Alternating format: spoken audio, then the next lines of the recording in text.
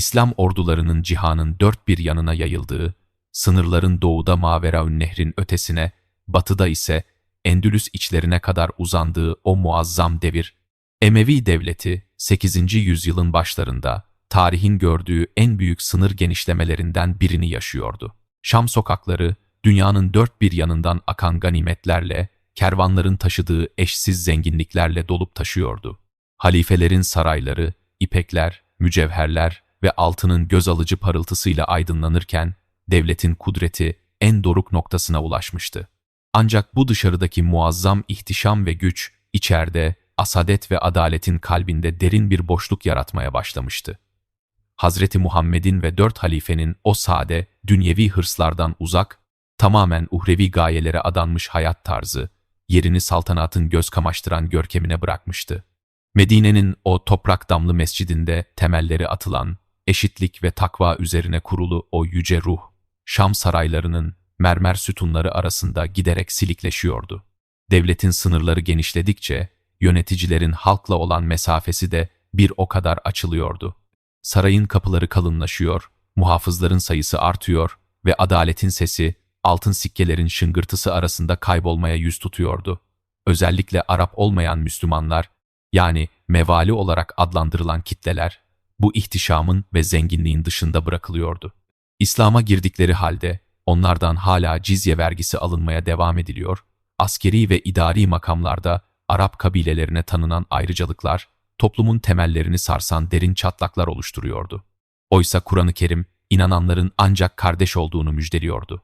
Fetihlerin getirdiği zenginlik, adaleti tesis etmek yerine, güçlüyü daha güçlü kılan bir araca dönüşmüştü.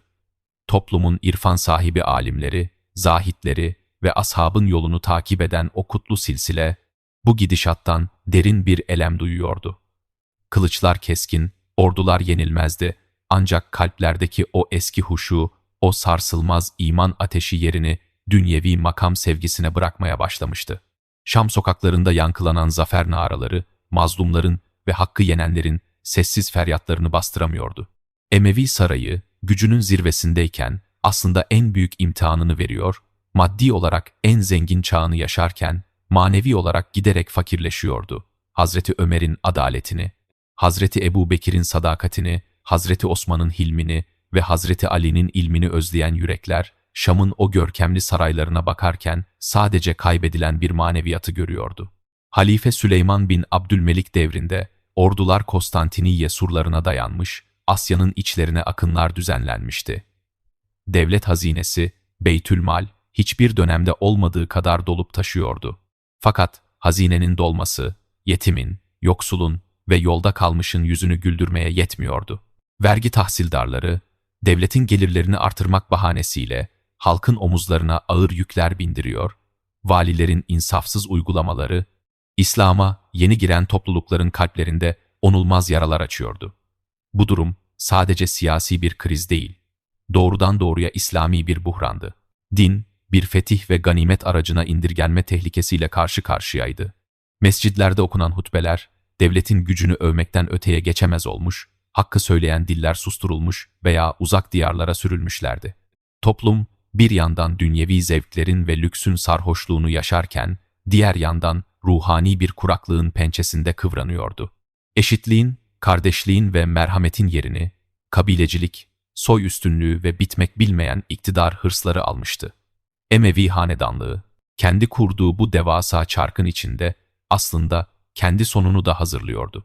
Horasan'dan Kuzey Afrika'ya kadar uzanan o uçsuz bucaksız coğrafyada kılıç zoruyla sağlanan sükunet her an patlamaya hazır bir volkanı andırıyordu. İsyanlar, gizli örgütlenmeler ve mezhepsel ayrılıklar sarayın kalın duvarları ardında pek önemsenmese de sokaklarda ve ücra vilayetlerde için için kaynayan bir öfkeye dönüşmüştü. Tüm bu karanlık tablonun içinde hanedanın bizzat kendi içinden o sarayın koridorlarında büyümüş, zenginliği ve lüksü en ince ayrıntısına kadar tatmış ama kalbi bütün bunlara karşı yabancı kalmış bir isim filizleniyordu. Medine'nin o saf, temiz ve ilim dolu atmosferinde yetişmiş, sahabe efendilerimizin torunlarından ilim tahsil etmiş bir şahsiyet, dedesi Hazreti Ömer'in adalet kanını damarlarında taşıyan, dünyayı elinin tersiyle itmeye hazırlanan o büyük ruh. O, hanedanın gücüne değil, Allah'ın rızasına talip olan bir zühd abidesiydi. İslam ümmeti, Şam sarayının altın yaldızlı kapılarından Beytülmal'in hesabını kuruşu kuruşuna soracak, kürkleri ve ipekleri çıkarıp derviş hırkası giyecek, o eşsiz adalet güneşinin doğuşuna gebeydi. Kırılma noktası artık gelip çatmış, ihtişamın gölgesi yerini ilahi adaletin nuruna bırakmak üzereydi. Halife Süleyman bin Abdülmelik ağır hastalanıp ölüm döşeğine düştüğünde devletin zirvesinde büyük bir belirsizlik hakimdi. Kendi oğullarının yaşları küçüktü ve ordular uzak diyarlarda cenk halindeyken ümmetin başına liyakatli, sarsılmaz ve dirayetli bir liderin geçmesi şarttı. Dönemin önde gelen alimlerinden padişahın da büyük saygı duyduğu Raca bin Hayve bu kritik anı İslam ümmetinin selameti için tarihi bir fırsata çevirdi. Halifeye kendisinden sonra tahta geçecek isim olarak herkesin ahlakına ve takvasına şahit olduğu Ömer bin Abdülaziz'i vasiyet etmesini tavsiye etti. Süleyman bu tavsiyeyi kabul ederek vasiyetini yazdırdı, mühürledi ve Raca bin Hayve'ye teslim etti. Bu gizli vasiyet, Şam sarayının karanlık koridorlarında adeta yeni bir aydınlığın tohumuydu. Ömer bin Abdülaziz bu vasiyetten tamamen habersizdi. Asla talip olmadığı, aklından dahi geçirmediği o devasa sorumluluk, Hicri 99 yılının Safer ayında halifenin vefat etmesiyle omuzlarına yüklendi. Vasiyet açılıp da ismi okunduğunda, mescidde toplanan kalabalık büyük bir şaşkınlık ve ardından derin bir sessizlik yaşadı.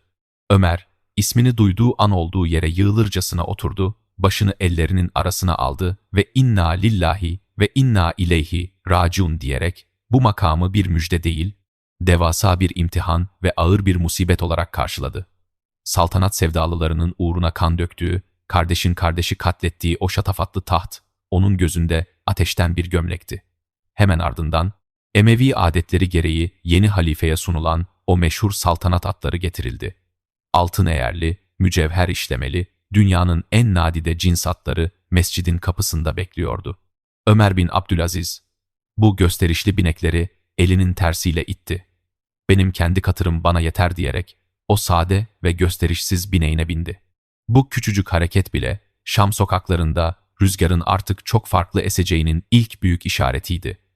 O altın sırmalı, ipek halifelik kaftanlarını reddetti, üzerindeki sade ve yamalı elbiseyle minbere doğru yürüdü. Adımları ağır, başı öne eğikti. Minbere çıktığında karşısında fetihlerle şımarmış, zenginlikle yoğrulmuş koca bir Emevi hanedanı ve Şam halkı duruyordu. Gözlerinden yaşlar süzülerek tarihe geçen o sarsıcı hutbesini irad etti. "Ey insanlar" diyerek başladı sözlerine, "ben sizin en hayırlınız değilim, sadece sorumluluğu en ağır olanınızım. Boynuma dolanan bu hilafet bağı, benim rızam ve meşveret olmadan bana yüklenmiştir. Bu yüzden benden yana boynunuzdaki biat bağını çözüyorum. Kimi isterseniz onu halife seçin." Bu sözler, mutlak monarşinin ve zorbalığın hakim olduğu o çağda inanılmaz bir yankı uyandırdı. Halk, onun bu eşsiz tevazusu ve samimiyeti karşısında hep bir ağızdan "biz seni seçtik, senden razıyız" diyerek feryat etti. Artık geri dönüş yoktu. Mescidden çıkıp saraya değil, Beytülmal'in yani devlet hazinesinin yolunu tuttu. Kendisine tahsis edilen halifelik ödeneklerini, muhafızları ve tüm kişisel ayrıcalıkları derhal iptal etti. Ancak onun bu zühd ateşi sadece kendisiyle sınırlı kalmayacaktı. Eşini, Halife Abdülmelik'in kızı ve dönemin en zengin kadınlarından biri olan Fatıma'yı yanına çağırdı. Ona eşi benzeri görülmemiş bir teklifte bulundu. "Ya üzerinde taşıdığın o göz alıcı mücevherleri, incileri ve Emevi sarayından gelen tüm altınlarını Beytülmal'e, yani yetimlerin ve fakirlerin hakkı olan hazineye bağışlarsın ya da yollarımızı ayırırız" dedi. Çünkü Fatıma'nın boynundaki o inciler aslında Horasan'da, Afrika'da, Endülüs'te dökülen terlerin ve kanların yansımasıydı. Eşi hiç tereddüt etmeden kocasının bu uhrevi davasına omuz verdi ve tüm servetini devlete bağışladı. Saraydaki halıların satılıp parasının hazineye devredildiği, Şam'ın o ihtişamlı günlerinden eser kalmayan yepyeni bir sabah doğmuştu. Hanedan mensupları, ellerindeki geniş arazilerin ve imtiyazların tek tek geri alındığını dehşet içinde izlerken, adaletin kılıcı artık orduların değil, bizzat halifenin elinde, kendi nefsine ve kendi akrabalarına karşı iniyordu. Cihan devleti, kılıçların sustuğu, kalplerin ve vicdanların konuştuğu o muazzam devrime 2,5 yıl sürecek o ilahi asra adım atmıştı. Saraydaki fırtına dinip de halifenin kendi hayatındaki bu eşsiz zühd ve takva devrimi tamamlandığında sıra devletin temellerini sarsan en büyük adaletsizlikleri ortadan kaldırmaya gelmişti. Ömer bin Abdülaziz devrinin en çarpıcı, en çok ses getiren ve İslam tarihine altın harflerle kazınan adımı mevali politikası üzerinde yaptığı o büyük reformdu. Emevi devletinin sınırları genişledikçe İran'dan, Türkistan içlerinden, Mısır'dan ve Kuzey Afrika'dan kitleler halinde insanlar İslam'a giriyordu. Ancak önceki yöneticiler, devletin vergi gelirlerinin azalacağı endişesiyle bu yeni Müslümanlardan cizye adı verilen ve sadece gayrimüslimlerden alınması gereken o vergiyi tahsil etmeye devam ediyorlardı. Bu durum, İslam'a yeni giren, kitlelerin kalbinde derin bir kırgınlık ve devlete karşı büyük bir öfke biriktirmişti. Valiler hazineyi doldurmakla övünüyor ancak adaletin kanadığını görmezden geliyorlardı. Ömer bin Abdülaziz, hilafet makamına geçer geçmez valilerine o tarihi emirleri yolladı. Kur'an-ı Kerim hükümlerine ve Hazreti Muhammed'in sünnetine aykırı olan bu zulme derhal son verilecekti. Horasan valisi, İslam'ı kabul edenlerin sayısının çok arttığını ve cizye gelirlerinin düşmesiyle devlet hazinesinin büyük zarara uğradığını yazarak bu karara itiraz etmeye kalkıştığında halifeden o sarsıcı ve muazzam cevabı aldı. Allah, peygamberini bir vergi tahsildarı olarak değil, bir davetçi ve hidayet rehberi olarak gönderdi. Bu emir sadece bir vergi reformu değil, devletin varlık sebebini yeniden tanımlamasıydı. Hazineler dolusu altından ziyade bir tek insanın kalbinin İslam'a ısınması, halifenin gözünde tüm dünyevi zenginliklerden daha kıymetliydi. Cizyenin kaldırılması, İslam coğrafyasında muazzam bir sevinç dalgası yarattı. İnsanlar akın akın, hiçbir siyasi baskı veya maddi kaygı gütmeden tamamen kendi hür iradeleriyle İslam'la şereflenmeye başladılar. Adalet, kılıçların açamadığı kapıları sonuna kadar açıyor, kalpleri fethediyordu. Bununla da yetinmedi. Geçmiş yıllarda haksız yere tahsil edilen, zulümle alınan vergilerin ve el konulan malların tamamının hak sahiplerine iade edilmesini emretti. Kendi hanedanı olan Emevi ailesinin haksız yere elde ettiği toprakları ve imtiyazları ellerinden alıp Beytülmal'e yani kamu hazinesine geri döndürdü. Bu durum saray eşrafı ve hanedan mensupları arasında büyük bir homurdanmaya yol açsa da onun o sarsılmaz iradesi ve haktan zerre kadar taviz vermeyen duruşu karşısında kimse sesini yükseltemedi. Zira karşılarında dünya malına zerrece tamah etmeyen, her gün bir parça kuru ekmek ve zeytinyağı ile orucunu açan, yamalı hırkasıyla ümmetin derdini omuzlamış bir derviş halife duruyordu. Vali atamalarında liyakat ve takva tek ölçü haline geldi. Halka zulmeden, makamını kendi çıkarları için kullanan ne kadar kudretli vali ve komutan varsa hiçbirine gözünün yaşına bakmadan görevden el çektirdi. Onun döneminde devlet kademeleri zalim idarecilerden temizlendi. Ömer bin Abdülaziz, halkın kalbindeki kırgınlıkları onarmak için sertlikten ve baskıdan tamamen uzaklaştı. Hatta devlete karşı silahlanan isyancı gruplara, haricilere dahi ordular göndermek yerine onlara mektuplar yazdı, Kur'an-ı Kerim ayetleriyle nasihatlerde bulundu ve onları diyaloga, ilmi tartışmaya davet etti. Silah çekmedikleri ve masumların kanını dökmedikleri sürece hiç kimseye inancından veya siyasi düşüncesinden dolayı dokunulmadı. Bu şefkat ve diyalog ortamı, İslam coğrafyasının yıllardır hasret kaldığı o derin iç barışı ve sükuneti beraberinde getirdi. İçeride sağlanan bu eşsiz huzur ve güven ortamı, çok geçmeden devletin dış politikasına ve askeri stratejilerine de yansıdı. Emevi devleti kurulduğu günden beri adeta bitmek bilmeyen bir fetih makinesi gibi durmaksızın kılıç sallamış, ordular bir seferden dönmeden diğerine yollanmıştı. Halife Süleyman devrinde doruk noktasına ulaşan binlerce askerin şehit düştüğü ve yıllarca süren o devasa Konstantiniye kuşatması başta olmak üzere Asya'nın derinliklerindeki ve Avrupa'nın içlerindeki yorucu askeri harekatlar Ömer bin Abdülaziz'in hilafet mührünü eline almasıyla ansızın durduruldu. O, sınırları ne pahasına olursa olsun genişletmektense mevcut sınırlar içerisindeki halkın refahını, manevi eğitimini ve İslam'ın o saf ruhunu diriltmeyi her şeyden üstün tutuyordu. Kuşatma altındaki ordulara derhal geri dönmeleri emredildi. Kılıçlar kınına sokuldu ve İslam coğrafyası, 10 yıllardır süren o kesintisiz savaş yorgunluğundan sıyrılarak derin bir nefes aldı.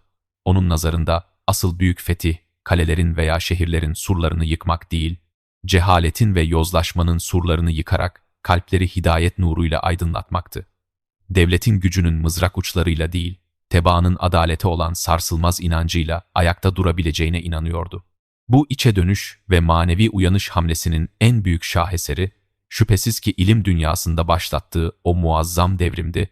Hazreti Muhammed'in vefatından bu yana geçen o uzun 10 yıllar boyunca sahabe efendilerimizin birer birer ahirete irtihal etmesi ve artan siyasi çekişmeler, peygamberin o nurlu sözlerinin, yani sünnetin kaybolma veya tahrif edilme tehlikesini beraberinde getirmişti. Ömer bin Abdülaziz, bu büyük tehlikeyi fark eden o eşsiz ferasetiyle, Medine'deki ve diğer ilim merkezlerindeki büyük alimlere derhal fermanlar gönderdi. Hazreti Muhammed'in hadislerinin ilk kez resmi bir devlet eliyle titizlikle toplanması, yazıya geçirilmesi ve tasnif edilmesi emrini verdi. Tarihe tedvin dönemi olarak geçen bu muazzam ilmi seferberlik sayesinde, İslam dininin Kur'an-ı Kerim'den sonraki en büyük kaynağı olan peygamber sözleri, devlet güvencesiyle koruma altına alındı ve gelecek nesillere köprü kuruldu. Mescidler artık sadece siyasi fermanların okunduğu veya ordu karargahı gibi kullanılan mekanlar olmaktan çıkıp, yeniden Hazreti Ali'nin, Hazreti Ömer'in dönemlerindeki o saf ilim ve irfan meclislerine dönüştü. O, devlet hazinesini, saltanatın bekasına veya bitmek bilmeyen kuşatmaların masraflarına harcamak yerine, alimlerin, talebelerin ve mazlumların desteklenmesine, adaletin ilimle beslenerek kök salmasına vakfetti. Böylece kılıçların sustuğu o zaman diliminde, kalemlerin ve hikmetin sesi, Mısır çöllerinden Horasan'a kadar Emevi coğrafyasının en ücra köşelerinde bile gür bir seda ile yankılanmaya başladı. Toplum, savaşın yorgunluğunu ilahi bir uyanışla üzerinden atıyor, devlet adeta manevi bir şifa buluyordu. İslam coğrafyasında adaletin, sükûnetin ve ilahi rızanın adeta ete kemiğe büründüğü bu muazzam devir, ne yazık ki dünya takvimlerine göre çok kısa sürecekti. Ömer bin Abdülaziz'in hilafet makamında geçirdiği süre sadece 2,5 yıldı. Fakat bu 2,5 yıl, zulmün karanlığını yırtıp atan, yetimin hakkını zalimin kursağından söküp alan ve İslam ümmetine asırlar boyu unutamayacağı bir altın çağ yaşatan bereketli bir asra bedeldi. Onun devlet hazinesine olan o titizliği, kendi akrabalarının ve hanedan mensuplarının haksız kazanç kapılarını birer birer kapatmıştı. İşte bu tavizsiz duruş, Emevi sarayının derinliklerinde dünya malına tapmış karanlık elleri harekete geçirdi. Rivayetlere göre kendi ailesinden olan ve çıkarları zedelenen bir grup, onun yemeğine zehir katarak bu adalet güneşini söndürmeye karar verdi. Hicri 101 yılında zehrin etkisiyle ağır bir hastalığa yakalandığında dahi o, devletin tek bir dirhemini kendi şahsı için kullanmaktan imtina ediyordu. Hasta yatağında yatarken, devlete ait bir mumu dahi şahsi işleri için yakmadığı, kendi parasıyla aldığı yamalı elbiseler dışında hiçbir devlet malına el sürmediği o eşsiz veda günleri, İslam tarihinin en hüzünlü ama en asil sahnelerinden biridir. Vefatından hemen önce kendisine zehir veren kölesini affetmesi ve ondan aldığı tazminatı da yine devlet hazinesine devretmesi, onun nedenli büyük bir ruh taşıdığının en son ve en muazzam kanıtıydı. 40 yaşlarında, henüz ömrünün baharındayken, Rabbinin rızasına kavuşmak üzere bu fani dünyadan göçtüğünde, geride ne şatafatlı saraylar, ne altınlar, ne de kılıç zoruyla fethedilmiş yeni topraklar bıraktı. Fakat o saf, temiz ve adil ruhu yeniden dirilterek Emevi hanedanının ortasında adeta manevi bir inkılap gerçekleştirmişti. İşte bu yüzden İslam ümmeti onu hiçbir zaman sıradan bir Emevi hükümdarı olarak görmedi. Hazreti Ebu Bekir, Hazreti Ömer, Hazreti Osman ve Hazreti Ali'nin ardından onların ahlakını ve adaletini Şam sarayına taşıdığı için ona 5. halife unvanını layık gördü. Ömer bin Abdülaziz'in o 2,5 yıllık hilafeti, gücün adalete, kılıcın ilme ve saltanatın takvaya boyun eğdiği eşsiz bir çağ olarak İslam tarihine mühürlendi.